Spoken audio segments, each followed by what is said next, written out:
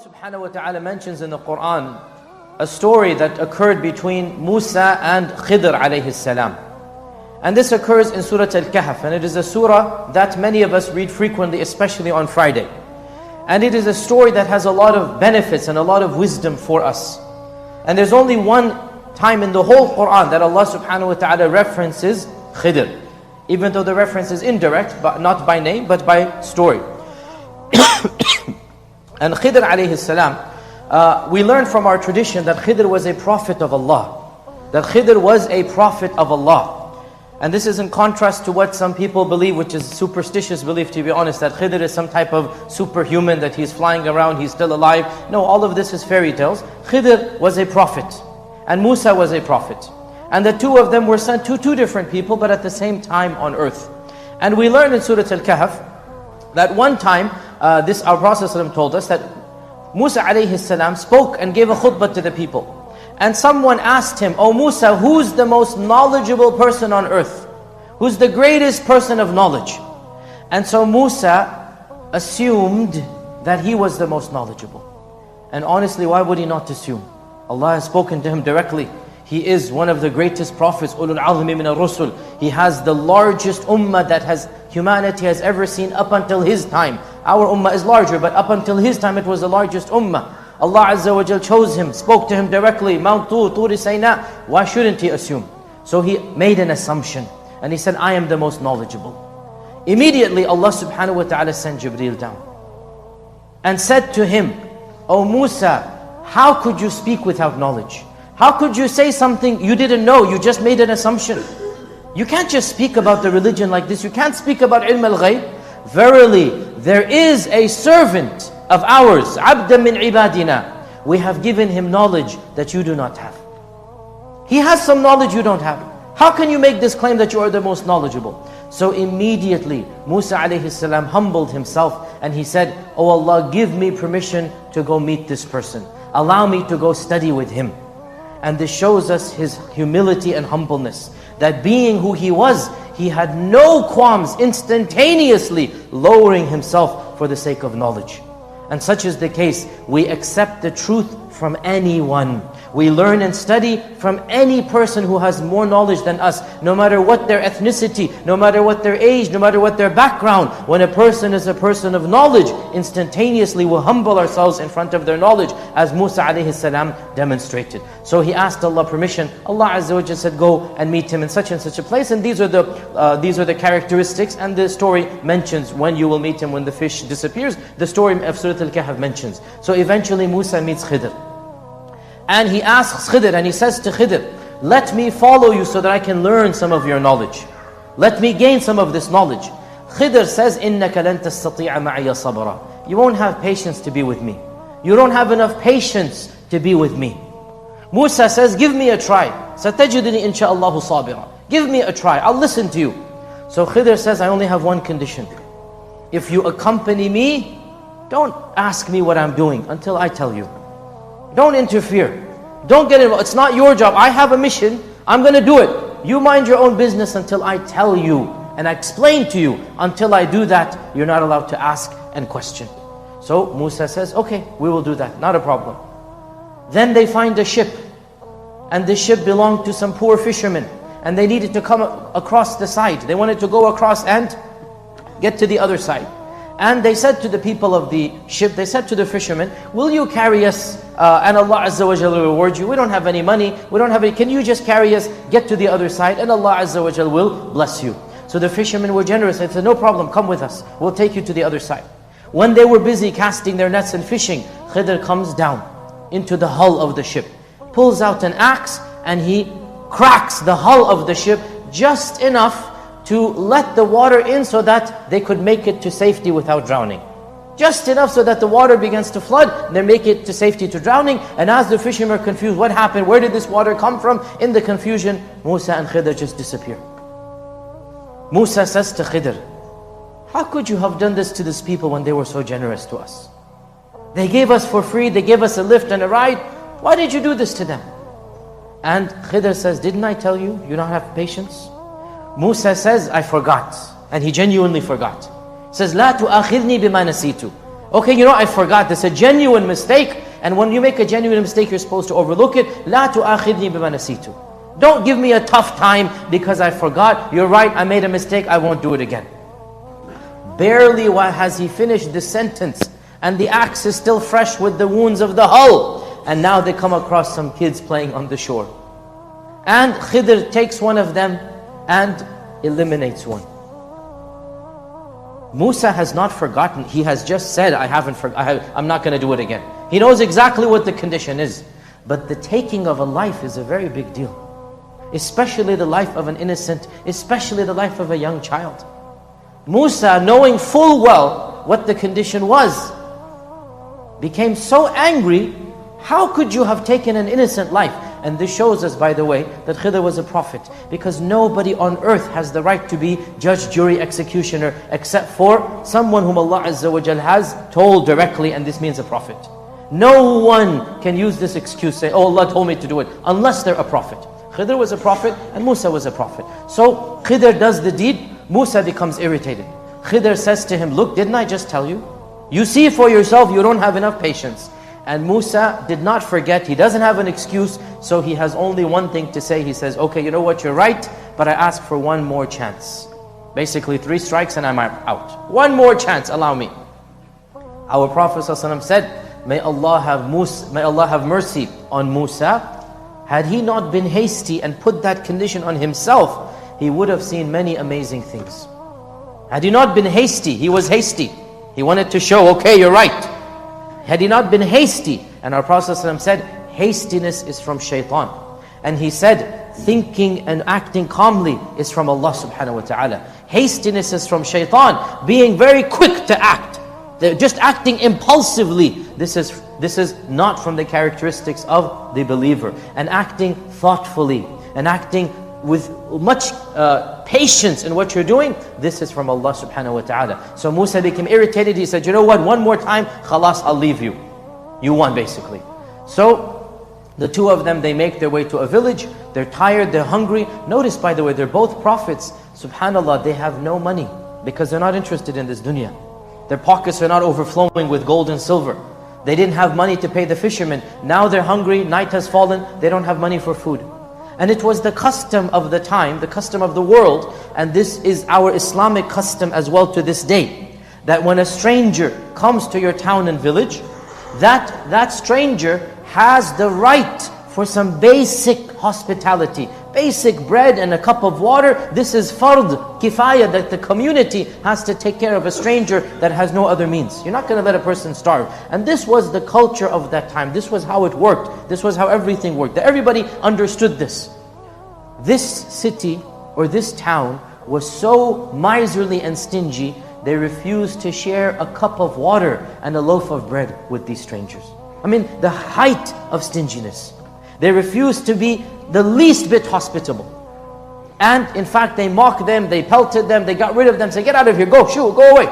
And these are the greatest prophets together, and the community treats them in this manner. And so as they walk out, and you can imagine Musa was one who had a temper, you can imagine how he's feeling. Frustrated, tired, hungry. And on top of this rude treatment, Khidr stops and he repairs the wall of the town. Every town had a wall for safety. He repairs the wall of the town. And Musa, again, he didn't forget. He knows full well, but his irritation got the better of him. Musa says, the least you could have done is to get some food for what you have done. You have made this wall perfectly fine. The least you could have done, لَاتَّخَذْتَ عَلَيْهِ أَجْرًا. Get some money, get some ajr, get some food, get something for us that they have treat us in this manner, and instead you are hospitable back to them. So Khidr says to him, your condition was 3 strikes and you're out, this is it. هَذَا فِرَاقُ بَيْنِي وَبَيْنِكَ. Khalas, we're going to go our separate ways. This was your condition, I didn't say this. You said it, so be it. As you said, it shall be done. هَذَا فِرَاقُ بَيْنِي وَبَيْنِكَ. سَأُنَبِّئُكَ بِتَأْوِيلِ مَا لَمْ تَسْتَطِعْ عَلَيْهِ صَبْرًا. Now I shall tell you what you had no patience to understand. And in this stories, by the way, there is extreme relevance for every single one of us sitting here. Every one of these stories, they are stories that we come across in different ways, in different formats, but the same musibahs afflict all of us. The same trials happen to all of us. So let us understand some of the wisdoms that those trials Allah subhanahu wa ta'ala sent down. As for the safina, as for the ship, Khidr says it belonged to a group of poor people, poor fishermen, poor people. And there was a tyrannical king that was confiscating every single usable ship. So there must have been a war going on. He wants some ships for his navy. So he doesn't care. He just goes and confiscates everybody's ship. And so by putting this hole in the ship, the king comes, he finds the ship is not in service. He simply overlooks it and confiscates everybody else's ship. By putting that damage in the ship, I in fact saved the ship for the masakin. Notice as well here, brothers and sisters, that the masakin, we're not told much details about them, the poor people. But we learn one thing, they were generous. After all, they let people ride for free. And so, what did Allah subhanahu wa ta'ala do? They showed their generosity through the ship. Allah preserved the vehicle of their generosity. That which you're generous with, Allah subhanahu wa ta'ala will preserve for you. If you want Allah subhanahu wa ta'ala to put barakah in your money, put barakah in your time, put barakah in your life, use it for the sake of Allah subhanahu wa ta'ala. Be generous with it, and Allah will preserve your wealth if you spend for His cause, like He preserved the wealth of the fishermen when they spent of it. That was their wealth, that's all they had. And when they used it to be generous, what did Allah do? The very act of generosity became their salvation. The very act of being good to others, Allah used it to save their ship. Also notice as well, can you imagine the frustration that the fishermen would have felt when they saw their ship had been damaged? Can you imagine the anger they would have felt when they realized those two people that we put on the ship, they're the ones who caused that damage? Can you imagine? Put yourselves in their shoes. Now, imagine them seeing the king confiscate the ship of their friends and the ship of their co-workers and the ship of every single fisherman in the entire city except their ship. How would their frustration instantaneously flip over to what? Alhamdulillah, Allah sent somebody to destroy our ship. Look, because they were being short-sighted, because they're only looking for the next 5 minutes, they don't realize there's a wisdom they don't know about. They don't realize, put your trust in Allah, this musibah is saving you from a bigger musibah. This calamity is protecting you from a much bigger calamity. If only you put your trust in Allah and you realize, look, Allah subhanahu wa ta'ala is taking care of me. And Allah knows how to take care of me. I don't understand. I don't understand why the ship is damaged. Hasbunallahu wa ni'mal wakeel. Inna lillahi wa inna ilayhi raji'un. Allah is going to take care of us. If only they had patience, right? They would have understood. But we are, as a creatures, as a species, we are so impatient. We don't understand. Next time you have some financial loss, next time you're in a car accident, next time a damage happens, next time any musibah happens, remember the story of the fisherman. Remember the story of the fisherman. Put your trust in Allah. If you are truly generous and you're a good person, Allah subhanahu wa ta'ala will use these smaller trials to protect you from much larger trials. Thank Allah subhanahu wa ta'ala that whatever happened wasn't worse. Alhamdulillah, Allah subhanahu wa ta'ala has the right to do as He pleases. Give us patience, O Allah, and make the situation better for us. That's the attitude of the believer. And we learn it from the case of the fisherman. The child, the death of the child. Subhanallah, every parent here knows that the most traumatic thing that can occur to any human is to lose his child. Wallahi, there's nothing more painful than to lose your own child. Every parent here will give himself and herself up 1,000 times before they want their own child to die. This is human nature. Allah created us this manner. And can you imagine the pain and the suffering that those parents would have felt that day when they get the news that the child has been killed in a mad rage? They have no clue. Even now, when we are so used to and immune to death, still, when a tragedy afflicts a child, as what happened in Newtown, Connecticut a few months ago, when that tragedy happened, it shook us to the core, and it should shake us to the core.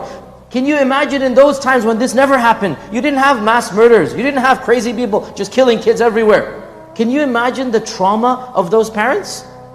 But Khidr explains. And he says, those two people, they were righteous people. Mu'minaini. They were good people. They were believers in Allah subhanahu wa ta'ala. And Allah knew that this child would grow up. In fact, I said the worst thing is to have a child that dies. You know, there's actually one thing that is worse than that. To have a living child whose heart is spiritually dead.